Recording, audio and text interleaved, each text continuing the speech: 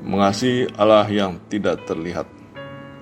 Renungan berdasarkan kitab pertama Yohanes, bab 4 ayat 20 hingga bab 5 ayat 4.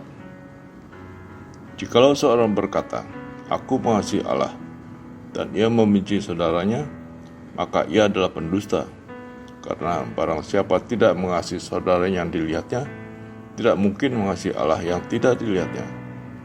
Dan perintah ini kita terima dari Dia: barang siapa mengasihi Allah, ia harus juga mengasihi saudaranya. Setiap orang yang percaya bahwa Yesus adalah Kristus, lahir dari Allah, dan setiap orang yang mengasihi Dia yang melahirkan, mengasihi juga Dia yang lahir daripadanya. Inilah tandanya bahwa kita mengasihi anak-anak Allah, yaitu apabila kita mengasihi Allah serta melakukan perintah-perintahnya. Sebab inilah kasih kepada Allah, yaitu bahwa kita menuruti perintah-perintahnya. Perintah-perintahnya itu tidak berat, sebab semua yang lahir dari Allah mengalahkan dunia, dan inilah kemenangan yang mengalahkan dunia, iman kita. Demikianlah sabda Tuhan. Terpujilah Kristus. Mengasihi Allah yang tidak terlihat, bahkan mengasihi sesama yang terlihat saja, kita masih menghadapi kesulitan. Bagaimana pula mengasihi Allah yang tidak terlihat? Bahkan manusia pertama sudah melanggar perintah Allah secepat Allah hilang dari pandangan mata mereka. Mereka melanggar satu-satunya larangan yang baru saja Allah berikan kepada mereka, dan memakan buah dari pohon pengetahuan yang baik dan yang jahat.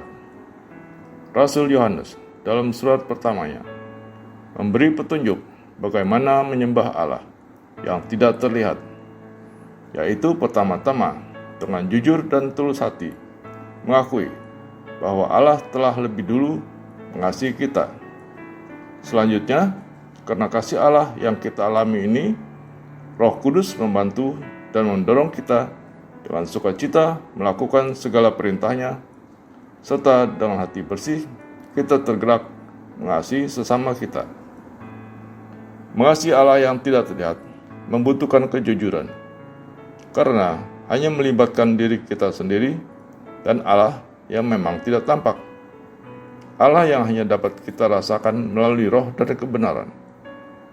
Karena begitu pentingnya, maka kejujuran adalah sesuatu yang harus ditanamkan sejak dini, karena manusia memiliki kecenderungan melawan Allah dan perintahnya.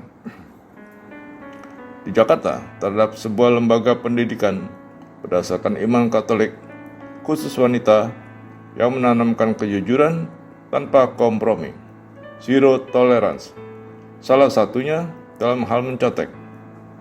Siswi yang ketahuan mencontek akan dikeluarkan dari sekolah setelah sebelumnya diberi peringatan 1 kali, walaupun itu dalam masa ujian akhir sekalipun. Mencontek adalah permulaan segala kejahatan, di mana mencontek berawal dari sifat tidak jujur terhadap diri sendiri terlebih dahulu. Bagi sekolah lain, ini terlihat seperti berlebihan, sebab bukankah mencontek adalah hal yang telah terjadi di sekolah? Tetapi justru dengan menekankan pendidikan awal yang super ketat, sekolah ini mendidik pelajar-pelajar menjadi manusia-manusia yang berdisiplin dan bertanggung jawab di kemudian hari. Sikap yang menjunjung tinggi kejujuran, jujur terhadap diri sendiri, jujur terhadap sesama, dan jujur kepada Tuhan adalah salah satu cara mengasihi Allah yang tidak terlihat. Doaku, ya Tuhan, tuntunlah aku untuk selalu mengasihi-Mu, dan aku dapat selalu berlaku jujur terhadap diri sendiri, jujur terhadap sesama, dan jujur terhadap Tuhan. Amin. Mengenang Suster Francesco Marianti Osu, pendidik legendaris Sekolah Santa Ursula, Zero Tolerance untuk mencontek.